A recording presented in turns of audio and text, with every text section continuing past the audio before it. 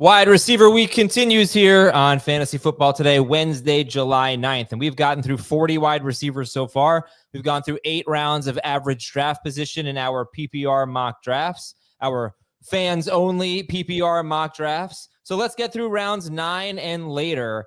And welcome to the show, everybody. And welcome to the show, Heath Cummings and Jamie Eisenberg. How we doing, Heath? How's it going over there? How's Scott Fishbowl treating you? Well, as I told you earlier in the week, I'm doing a live draft on Sunday, so I don't have any players, but I've been living vicariously through Jamie's team, which sounds like he's already won the league to me. Oh, yeah? Is it better than my team? Jamie, what's your team? I mean, I hope Heath is just judging rosters as opposed to us playing them out, so I love that. My team is Trey McBride, Devon Achane, and Chase Brown. No quarterbacks. Same here. No quarterbacks. You don't have to start any quarterbacks in this league. I'd like to. I have, okay, so he's got McBride. Are you on Sleeper or MFL? Sleeper. Okay, so McBride, that's 3.5 points for tight end receptions, 2.5 points for all other receptions. McBride, Achane, Chase Brown. I have McCaffrey, Lamb, Nico Collins. That's pretty impressive. Who wins, Heath? Your team is much better than what I expected for you to say. So I do have Lamb just ahead of Trey McBride. I have McCaffrey. Oh, I have Achane ahead of Lamb. I have McBride ahead of McCaffrey. Who was your third? Nico. And I have Chase Brown ahead of Nico in the scoring. So Jamie beats you on all 3 players. Okay. Actually, did you have any tough calls? Yes, McBride, Big Bowers or McBride versus McCaffrey. I thought I had the 10th pick. I thought maybe I can get one of the tight ends coming back.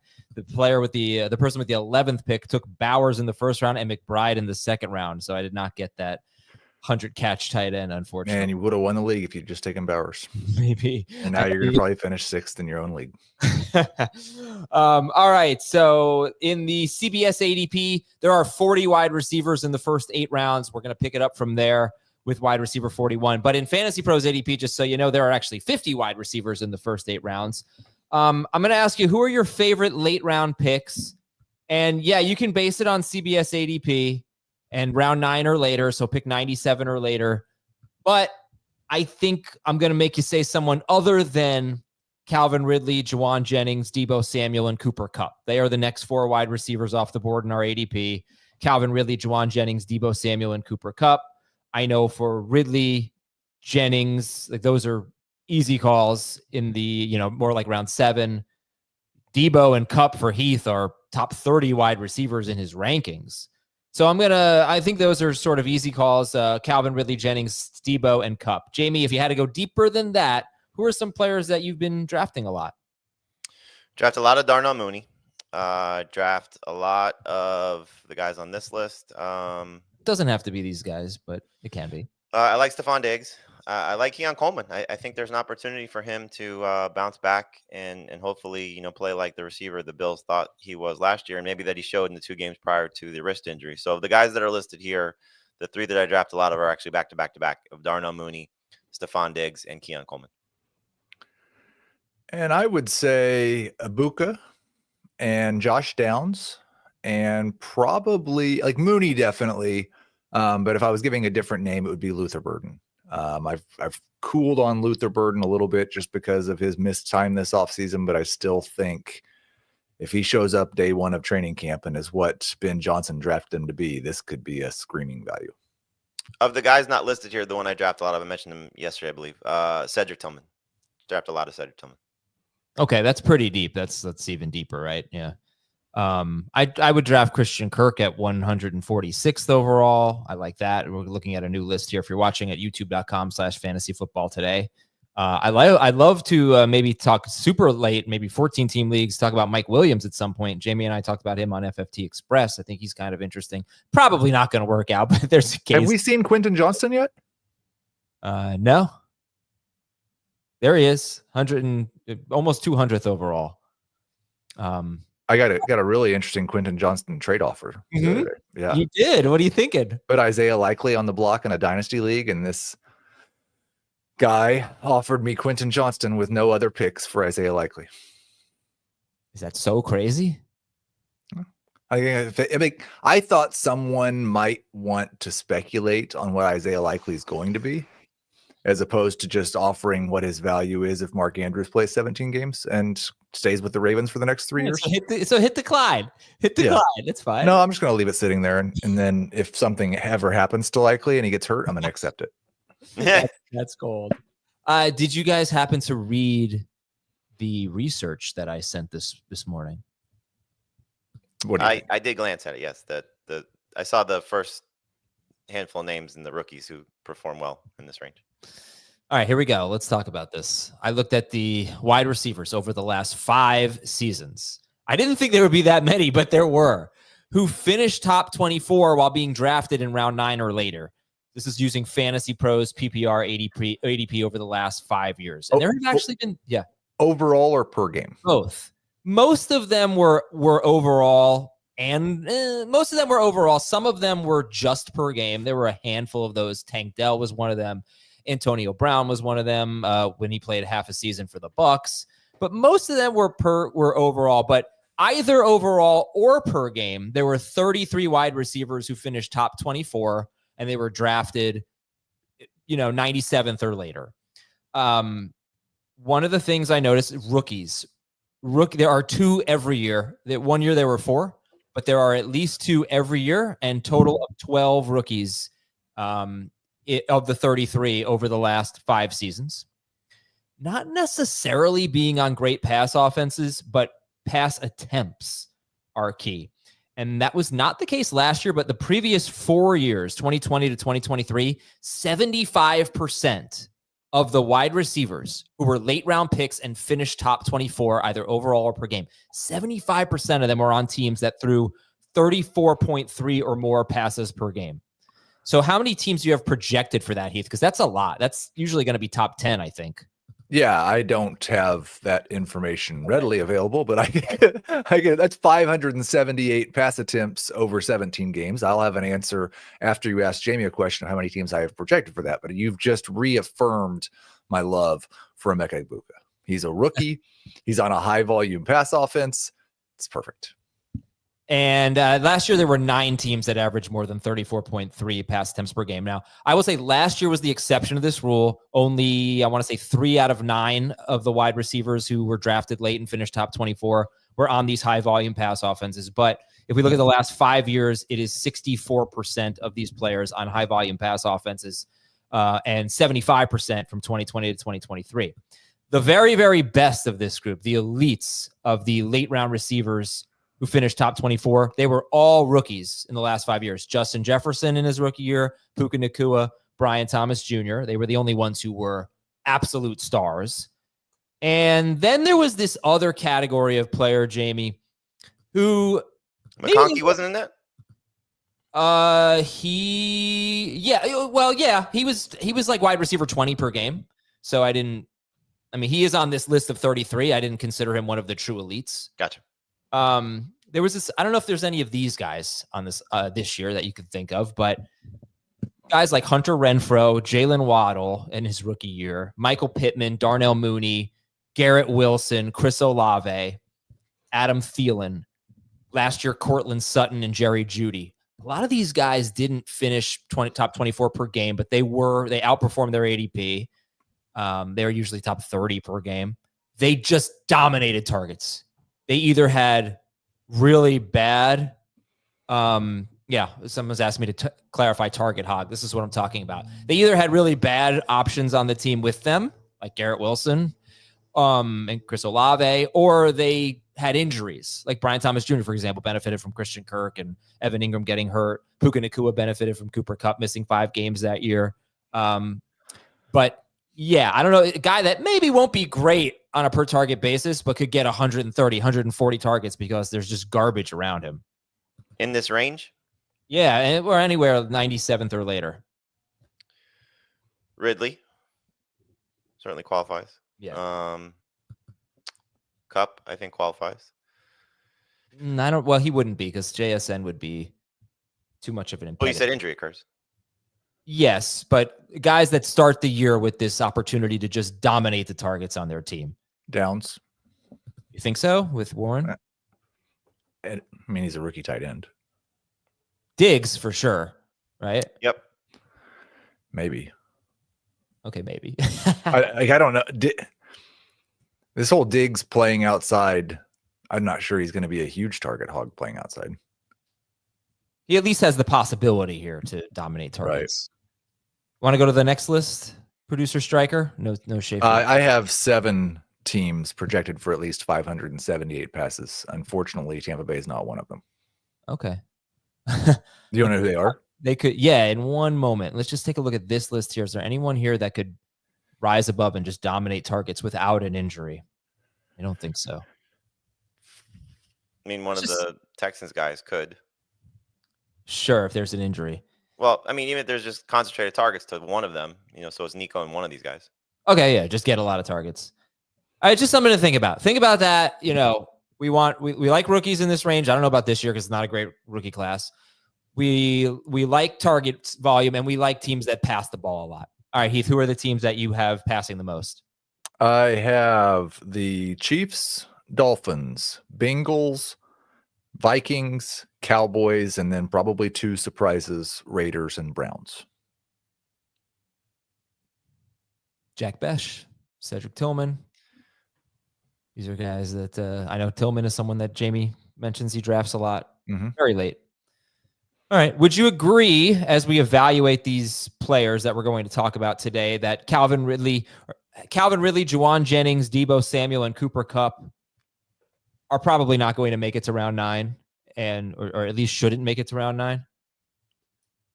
I'd be surprised. I know this isn't the biggest sample size of drafts. We're doing our best to compile early average draft position, but I would be shocked if these two, at least 2 of these guys, whether it's, I think Ridley's the easy one, whether it's Jennings or whether it's Deebo or whether it's Kupp, like it'd be a surprise if they're not all, but 2 of them probably in the range above the show that we did yesterday. I would not be surprised if Jennings is still round 9. But I wouldn't be surprised for Kupp either, Heath, because he's actually surprisingly he's wide receiver 50 on Fantasy Pros. Yeah, wide receiver 44 in our ADP. Well, and if there's also obviously things that can happen during training camp, like if he's struggling with not being fully healthy at training camp, then he's not going to be one of our favorites in this range anyway. Deebo, maybe there's a few more pictures of him, and people continue to think that he's too heavy. And so he stays in this range. If there's a ton of positive buzz about Ricky Pearsall, then Jennings could definitely stay down here. Okay. Would you consider, how many of these 4 would you consider steals if you got them in round 9? Ridley, Jennings, Deebo, Kupp. All 4. 2 for me. The first 2? Yeah. Where are you taking Deebo and Kupp? Just slightly ahead of this, but I wouldn't consider them steals. Gotcha. Okay. All right. So we'll spend a lot of time on the other guys on this list, and we can talk more about them as well. Hey, listen, it's that time of year again with podcast awards. We are a nominee in the best sports podcast category in the People's Choice Podcast Awards, and we appreciate all you've done for us. We won this award last year, so we're looking for a repeat here. And I know I ask a lot of you guys, we talk about Draftathon all the time and go vote for this and go vote for that. So you guys and girls out there, it's so appreciated on our end, all the work that you do for us. We're a big FFT family here, but what we'd love for you to do now is to nominate us. Go to podcastawards.com/app/sign up. I have a feeling if you just go to podcastawards.com, you can find the links to it and scroll down to the best sports category. The whole process takes less than 60 seconds, and I'll include a link at the top of the episode description as well. So please vote for fantasy football today for the best sports category in the People's Choice podcast. It's a very funny process because we've nonstop podcasts. Like we never take a break and take shows off, but this is like the start of the season for us. And so if it does feel like a little bit of a reset. And so hey, vote for us for what we've done so far. I know what we're about to do, which is, crush our competition, which we usually do. But it's like, hey, vote ahead of everything that's coming your way. Yeah, I know it's a weird time for sure. But it's a good time because we have a lot of excited people here for fantasy football. Maybe if this were in November and somebody was like 3-10, they wouldn't, want to go over us. Everyone's undefeated right now. The other thing is we only have one mailbag slot left. Go ahead and claim it at tinyurl.com/2025FFT. tinyurl.com/2025FFT. $50 donation to St. Jude. Ask your question. It will be read on Friday's show. We're going to take a quick break and come back with some news and notes and more on Fantasy Football Today. When you need your sports news all the time, we've got breaking news to bring to you. CBS Sports HQ gives you a snapshot of all the sports that matter to you. When you need your sports in a snap, find it on CBS Sports HQ. Streaming free anywhere you are. Welcome back, folks. All right, so let's get into some news items. Brian Callahan, coach of the Titans. What do you think? Just quick question. If we asked all of our audience, who's the head coach of the Tennessee Titans, what percentage do you think would get it? 90. That's a nice thing to say. Yeah, I think 60. He's just kind of a random coach. You don't think that our audience can name every NFL head coach? If they had one of those sheets of paper that had like the coach on the left side and every team on the right side, they could draw the line. So, Adam, if we gave you like a 10-second clock per team, how confident are you that you'd go 32 for 32, like with the pressure of the moment on air? 100%. Okay. And we are not doing that right now, but 100%. Striker, get it ready. Who do you think I wouldn't get? I don't know. I just think you'd probably have a brain fart at some point in those 32 teams. Yeah, I'm having a brain fart with the Colts right now. It's taken. All right, let's go. Oh, so Brian Callahan, that's the news item. He once again talked about splitting the workload among Tony Pollard and Tajay Spears. It does seem like he wants obviously a split, but something fairly close to 50-50 if I'm just trying to read the between the lines or read the lines. Jamie, what do you think? I mean, Pollard was basically 2 points per game better when Spears either left the game early or did not play. And so, that's a big thing if you're looking at Tony Pollard as a potential starter. I think he's a strong flex play. Spears, missed, significant time last year. I think it was 5 games last year, or left 5 games and did not play in the total of those games. And on the flip side of that, Spears is one of the better value picks. If he's going to get a decent enough workload, he had 5 games last year where he was, very successful when his touches were up. He had 1 game where Pollard didn't play and he had over 90 rushing yards and 23 total touches, I believe it was. So, I wouldn't reach for Pollard. I think, once you get past, at least for me, once you get past the rookies, of like Judkins and Caleb Johnson, RJ Harvey, those guys, I think Pollard should go in the range of, depending how you feel about these guys, but like Pacheco and Aaron Jones and some of those guys, probably before like the Brian Robinsons and Ramondre Stevenson of the world. But I don't think Pollard should be drafted as a starter in a 2 running back league. I do think that we're probably drafting him closer to what he is if Spears plays 17 games. You think so? Okay. I think he's probably a high-end flex if he and Spears both stay healthy. And both of those guys, if one of them misses time, is a great value at where they're being drafted. Yep. It's strange that Tony Pollard and Tajay Spears, it's strange that Spears was the goal line back. It was so few carries that you don't know if it was fluky or not. But when they got to the 3-yard line or closer, I don't think Pollard had any carries in the games that Spears was healthy. So it was, I can't sit here and say Spears is the goal line back, but that's what it was last year with Tennessee's head coach, whoever that is. I think the one thing that's encouraging for both is that this offense should be better.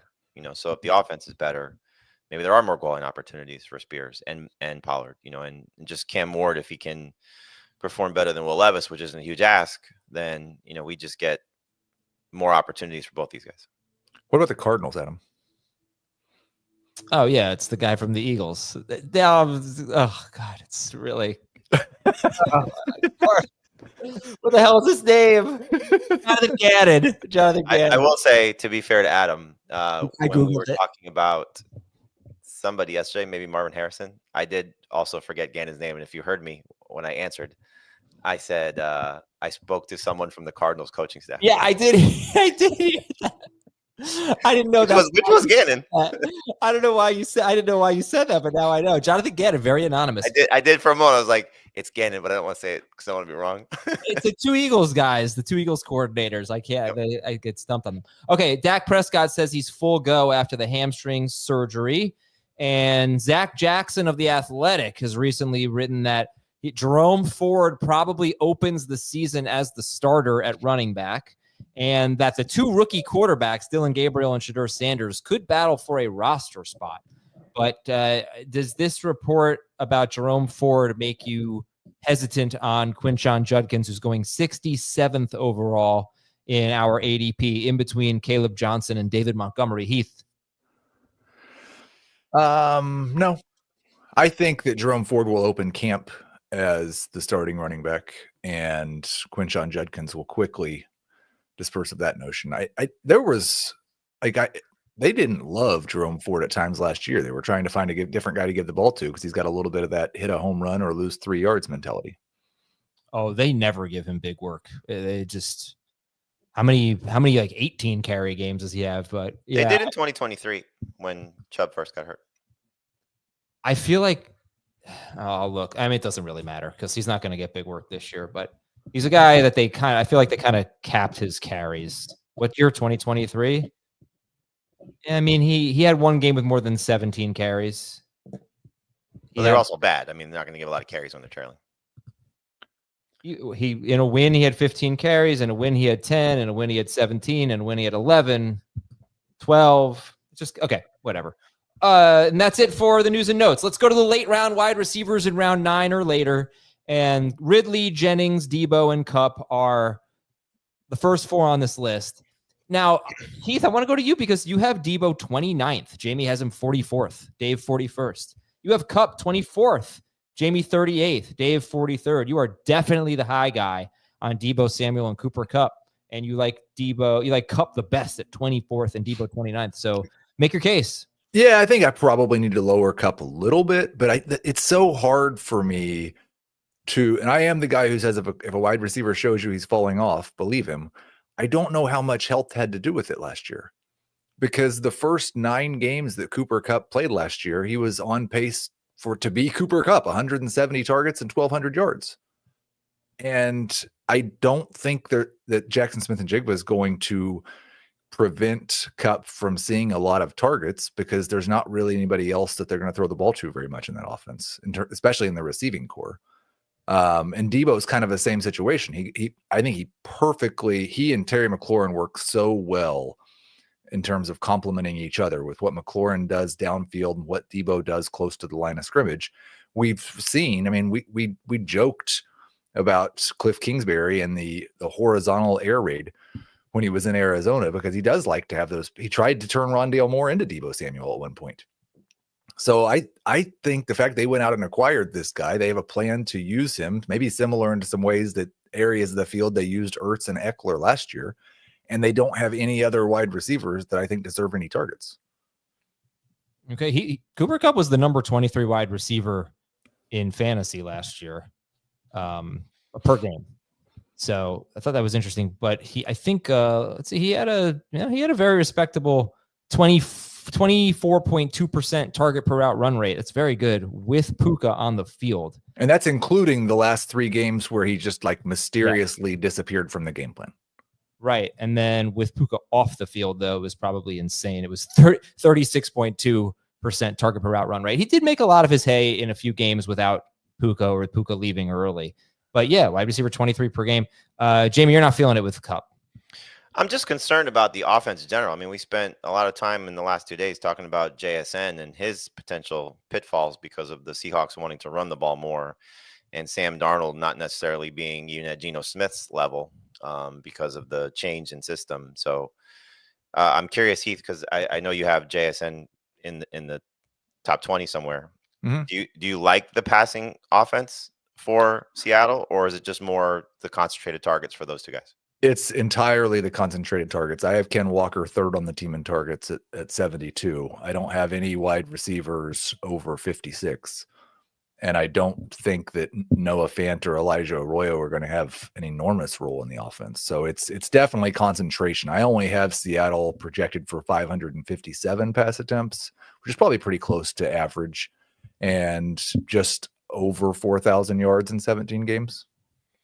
So my concern with Kupp is the injury track record. I mean, yes, he was good prior to the last 3 games. He also missed time for the last 3 seasons, I believe, right? Since 2021 when he had the Triple Crown.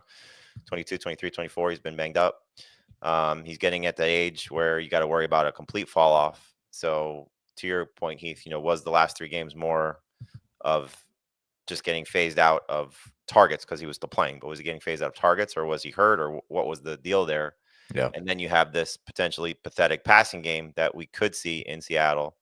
And if they do struggle, like, do they turn to Milrow at some point, which could be awful for both guys? If you're getting this mobile quarterback who may not support, 2 targets, let alone maybe even supporting 1. So I think for me, like, Kupp should be in this range. If you want to put him slightly ahead, I have no problem with that. But like, once you start to get to, like wide receiver 40, I think is where he comes into play. And Deebo, I've kind of moved up and down, several spots in the rankings. I don't want to obviously buy into the out of shape narrative because he's kind of been this, way for the last couple of years. But, how much of his fall off last year was, again, byproduct of offense. You were to say going into last year, Christian McCaffrey's only going to play 4 games and Brandon Ayuk's going to miss half the season. And I think everybody would have signed up for Deebo Samuel probably in the first 3 or 4 rounds. And he certainly did not produce like that. And so to go to an offense that should feature him, like I agree with everything he said. I don't know how much, though, we see a Zach Ertz fall off, for an older tight end, but coming off a very strong season. Maybe a bounce back for Austin Eckler, who, missed some time last year, was only on pace for 50 catches. I don't know if he can be better than that, but wouldn't surprise me. And so if Deebo's not going to get carries to the same level that he was getting in San Francisco, and that's to me a big concern, is he enough of a threat as a complete pass catcher? And I don't think he's going to, get phased out of the run game, but is he, enough of a pass catcher that you want to draft him as a starter, even in 3 receiver leagues? So, whether he's like in the late 30s, early 40s, that's probably as high as I'll go if I continue to readjust that range. I'd rather have him as a key reserve, and this is kind of, again, the range I'm drafting him in. I think that the key thing that Jamie said there is carries. Yep. He's basically been at 3 carries per game for the last 4 years. He was at 2.8 last year. Kingsbury did use Rondale Moore a little bit in the running game in Arizona. I don't know if that will continue. I'm projecting that Deebo's carries per game are pretty similar to what they were in San Francisco. But if they're not, then I think I've got him too high, and this is probably about right. And I'll just say, make this excuse for Deebo. He had 19 targets in weeks 1 and 2. And then he missed week 3 with a calf injury.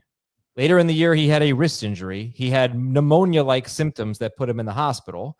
And then he ended up playing that week, I think. And then he had rib and oblique injuries. He had so many ailments, Deebo Samuel, in 2024. All right, moving down the list here, we've got Brandon Aiyuk. We've got Jayden Reed. Oh, Jayden Reed is fascinating to me.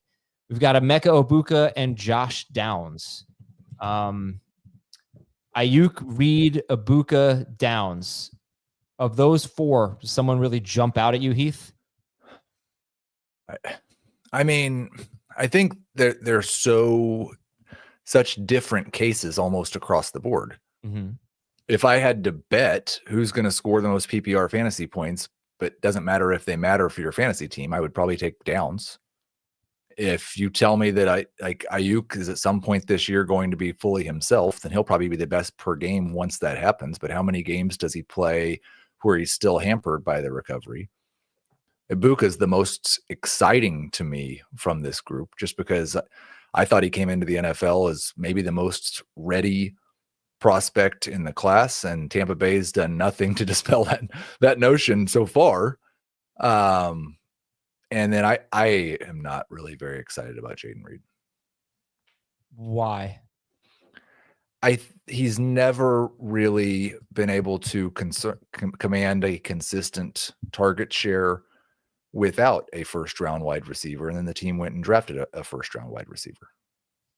They did. I mean, you could argue that offsets Christian Watson, who was an early second-round pick and is out for now with an ACL injury. Christian Watson hasn't played that much, nothing to impact Jayden Reed in the first place. Well, in 2023, Jayden Reed was much better without Christian Watson on the field. In 2024, it wasn't really a huge factor, but in 2023, Watson played about half the year, I think. And yeah, he had a 29.2% target per route run rate with Watson off the field compared to 18.4% with him on the field. So it made a big difference. Look, obviously they need to throw more. Okay. They threw 479 passes last year, the Packers. In 2023, they threw 581. So you're talking about 100 pass attempts, basically less. They got to be throwing more than 479 times. But even at 581, if he's 18% target per route run guy, that's not very exciting. I was with Watson on the field. Okay, so you're saying with Golden, and Golden's a different player. Golden might command more targets than Watson. Watson was more of a big play, deep ADOT guy. Right. So I get it. That's a problem. What's exciting about Reed, though, is he runs the ball. He had 163 yards and a touchdown last year rushing in 17 games. He did so in 2023 as well with 119 yards and 2 rushing touchdowns in 16 games. And he's great per route. His yards per route run, his metrics, his yak. He's an exciting player and he can make big plays. So he doesn't need heavy target volume to be, he's efficient. So Jamie, I think you said you take Reed over Golden. I think you said that yesterday, right? Having them ranked, almost back to back. So yeah, I do slightly prefer Reed over Golden right now. That could change in camp. For me, there, you look at Reed and Downs of these guys, and there's the pass attempts are clearly an issue for Reed. If they do get back to that 2023 level, I think Reed's going to be one of the better value picks. And if Daniel Jones is the starter, I think Josh Downs has a chance to be going into the season a better fantasy option. If Daniel Jones is named the starter, he'll move up in my rankings as well.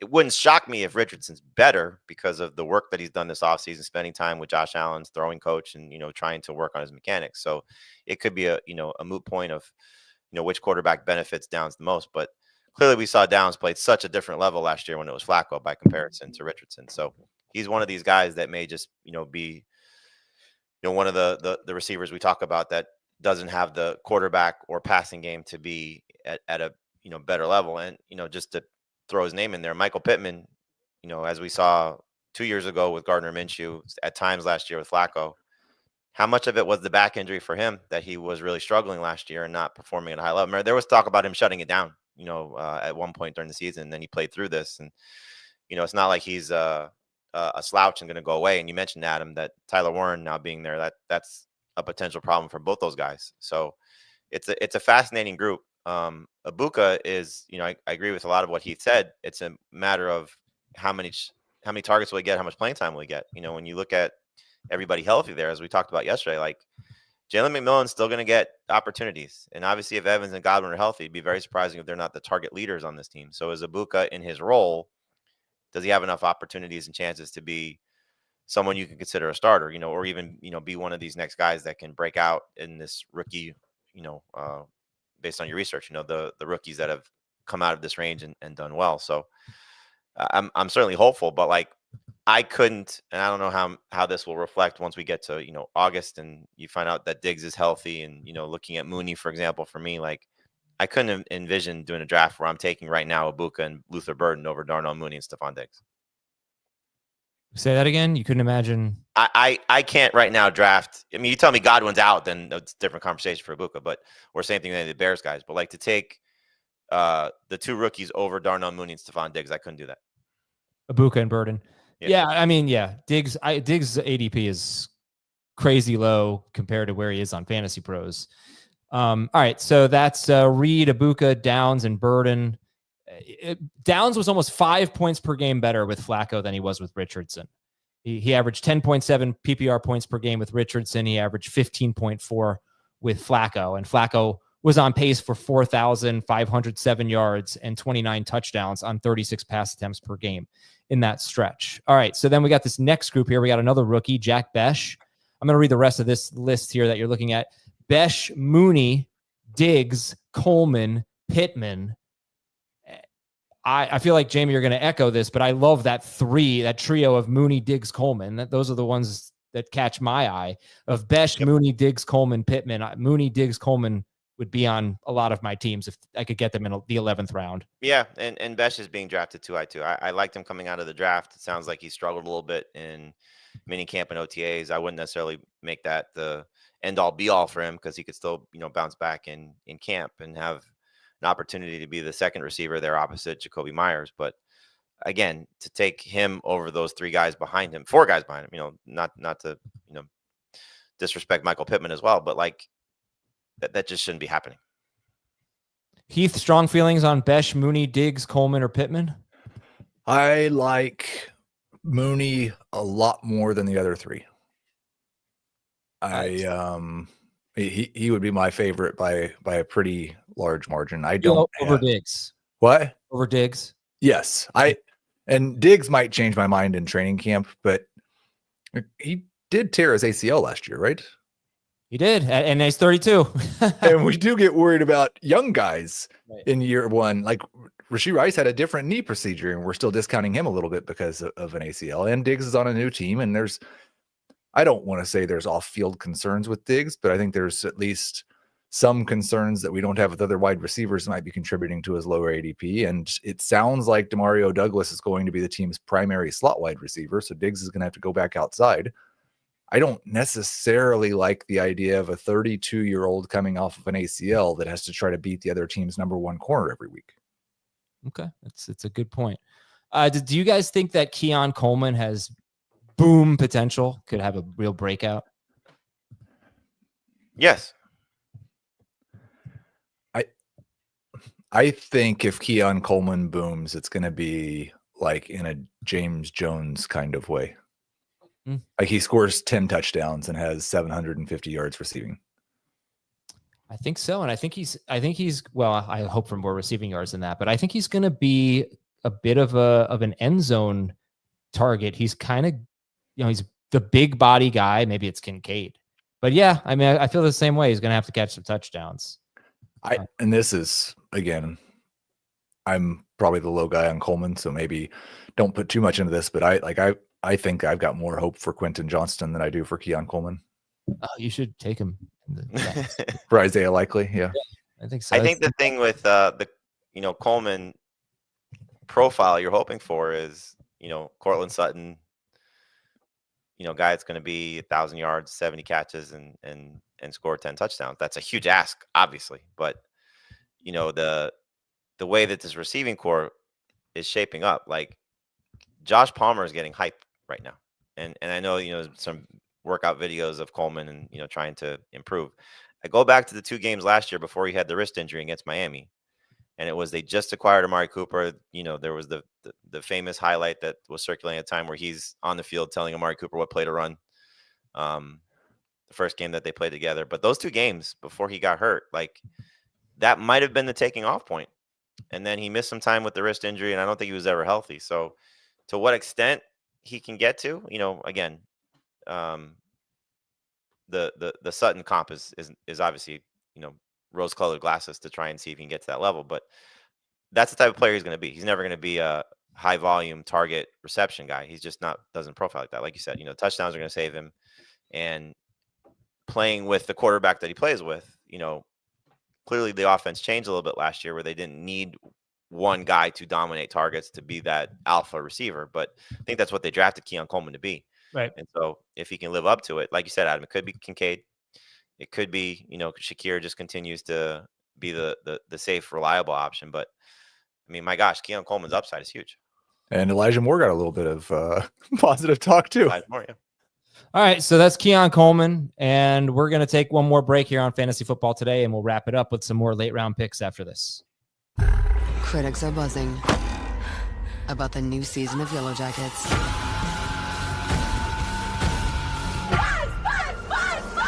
This is not healthy. Yellow Jackets' new season now streaming on the Paramount Plus with Showtime plan. Tomorrow, we're going to have Alfredo Brown on the show to talk about some of his favorite values, and then on Friday, we'll have a mailbag which will be all 10 of the St. Jude Draftathon questions, but also emails and Apple Podcast questions. So excited for the next 2 days. Okay, who is next on the list? We've got, all right, let's go. Trey Harris. All right, you tell me, do you like them round 12 or later? Trey Harris, rookie for the Chargers, and Kyle Williams, rookie for the Patriots. Yes.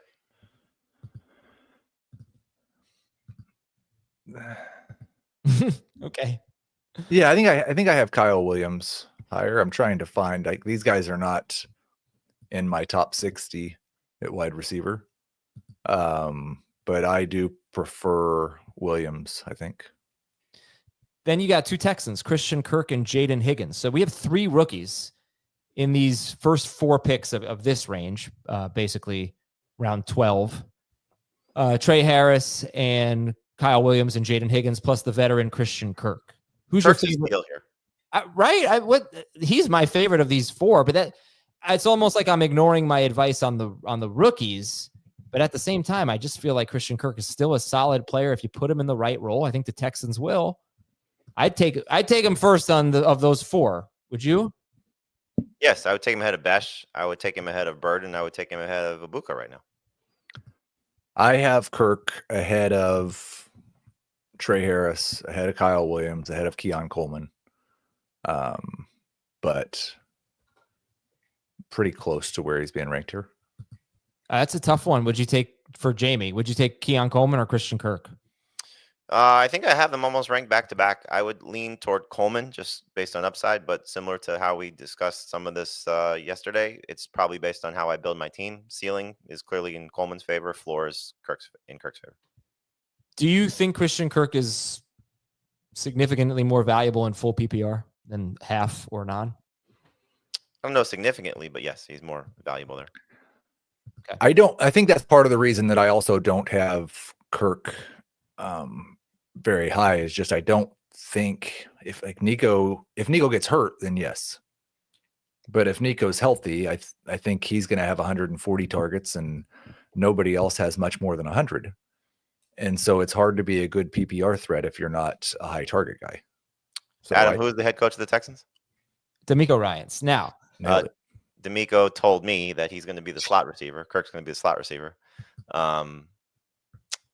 That will hopefully help with his rapport with CJ Stroud, and that's when he's been at his best, when he's been in the slot. They're not that run heavy of a team. I don't think they are a run heavy team. So let's see. No, I don't have them. I have them just about league average. Okay. All right. No, they got a new offensive coordinator, so we don't really know. Please don't ask me his name. You have no idea. Cedric Tillman, Xavier Leggett, Rashid Shaheed, and then free agent Keenan Allen are the next 4. We got Marvin Mims, Josh Palmer with the Bills, Rashad Bateman.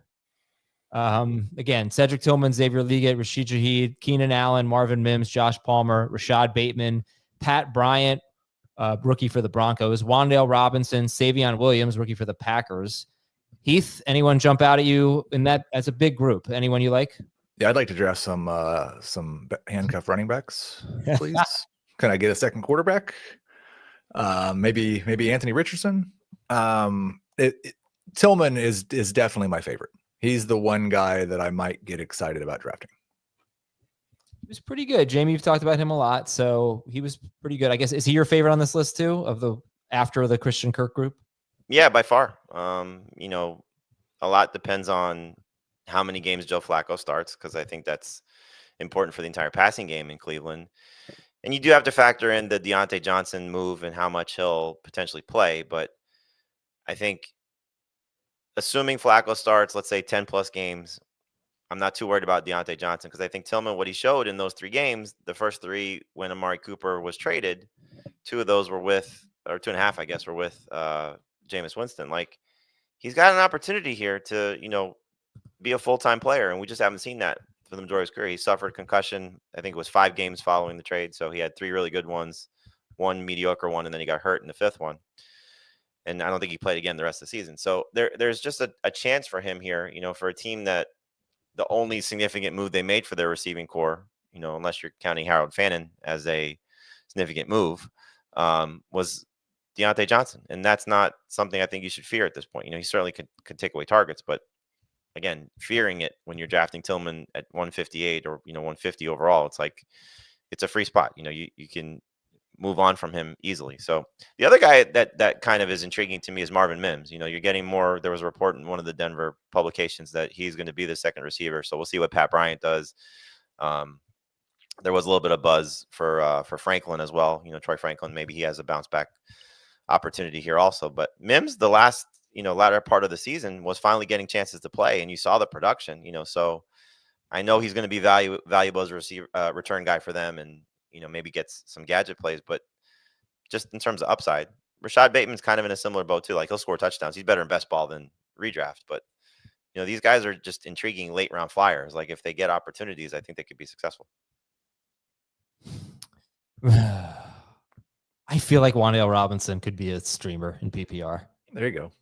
I do. Look, he's a short area slot guy. He's a safety valve, and caught 93 passes last year for a whopping 699 yards. Unbelievably bad. But yeah, I'm not drafting Wan'Dale Robinson, but I think he could be a streamer.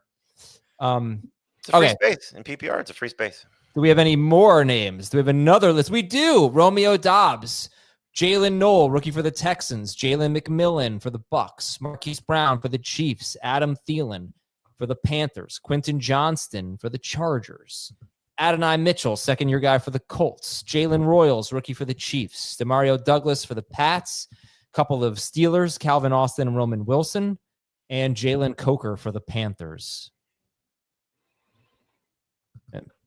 I don't know. Dobbs is a good guy that we go. Oh, Romeo Dobbs isn't bad. I like Dobbs and Johnston better than several of the guys on the prior list. I think Brown and Royals are fine dart throws, and Demario Douglas kind of fits in that Wan'Dale Robinson conversation, maybe. Yeah. Yeah, Douglas is my favorite based on the value. You like Douglas better than Dobbs? I do. Yeah, I think just the crowded receiving core now in Green Bay makes me a little nervous. Dobbs has been so touchdown dependent. And so if they're not going to increase their pass attempts, and now you're giving Matthew Golden chances and maybe Savion Williams chances and still Jayden Reed and still Dontavian Wicks for what it's worth. Like, it's just, you can't keep talking up Tucker Kraft and not expecting him to get a bigger role too. So it's like, if they're not going to be back to the 580 level like they were 2 years ago, like, where's all this coming from? Who's going to benefit? I would love to see them trade one of these guys, so Dobbs is the most likely candidate to get moved. It kind of seems like he's the guy that maybe they trust a little bit more, and the other guys are a lot more exciting. It's interesting, if you look at their targets from last year, it was 76 for Wicks, 75 for Reed, 72 for Dobbs, 70 for Kraft. Those other three guys all played 17 games. Dobbs played 13. Yeah. He was one of my favorite late round picks before the Matthew Golden draft pick. But when Watson is coming off a torn ACL, and it was just basically Dobbs and Reed and Wicks and stuff like that, I like Dobbs. He's not a terrific player, and he's not exciting like Jayden Reed, but he's good. He's solid. Okay. I know he's older, but if you're looking at that sort of strategy of like who they trust, like, wouldn't Thielen be the same guy? Might be. Thielen, yeah. God, he is super old though. What is he? 34? Yeah, he was. Wide receivers do well at that age. Another example of a guy that I know I was worried about based on age and missed a lot of time with his hamstring injury, but when he came back those final 7 games, he was extremely productive. Thielen has averaged right around 60 yards per game 2 straight years at ages 30, basically ages 33 and 34. Yeah, not basically. He's going to be 35 next month, but that's amazing. 60 yards per game might not sound like a lot. It's pretty solid. And for a 33 and 34-year-old on the Carolina Panthers the last 2 years to average 60 yards per game, extremely impressive. His whole run. I mean, you think about what the path he had to take just to get to the NFL. Through his age 25 season, he had 281 yards receiving. Through his age 25 season, he currently has 8,300 yards receiving. Incredible. Was the Panthers coach, Adam? Canales, come on now. I don't really like this game. Yes, I can. I can name all of them. I don't appreciate it. You've already missed 2. No, I didn't. I missed 1, but I would have gotten it 100%. I can name all 32 head coaches. That's right. insulting. Here we go. You have not I'm not going to do it. You have 5 seconds. Name all the coaches in the NFC West. Go. Gannon, Shanahan, McVay, McDonald. Good job. Good. Thank you. Come on. This is too easy. This is insulting. I don't know that I could name more than 10 basketball coaches. That would be. You like the Knicks head coach? No. I mostly because I don't think they should have fired Tibbs. It just didn't make any sense. Hey, Mike Williams coming off, he's a year removed from the ACL. He was a very good player before the ACL injury. He's back in familiar ground here. 14-team leagues. Wouldn't mind taking a shot on Williams. Unfortunately, he's old. Was he 32? Coming off the ACL? He was 31. But deep sleeper, Mike Williams. Yeah. I just find it hard on this offense that just brought in 2 running backs, especially the caliber of running backs that they brought in, that McConkey's still going to be as hopefully elite as he is. Mm-hmm. And then you have Trey Harris, Quentin Johnston, and Mike Williams, and they all have a chance to be somewhat productive. Like, it's just hard to buy. Plus the tight ends. He's only 30. He'll be 31. Jamie's talked about De'Ami Brown, and I feel like we can just end it there. Anything else is going to be pretty deep leagues. Okay. Have a great day, everybody. We will talk to you tomorrow with Alfredo Brown and his wide receiver thoughts. And we'll be back on Friday with the mailbag as well. Talk to you soon.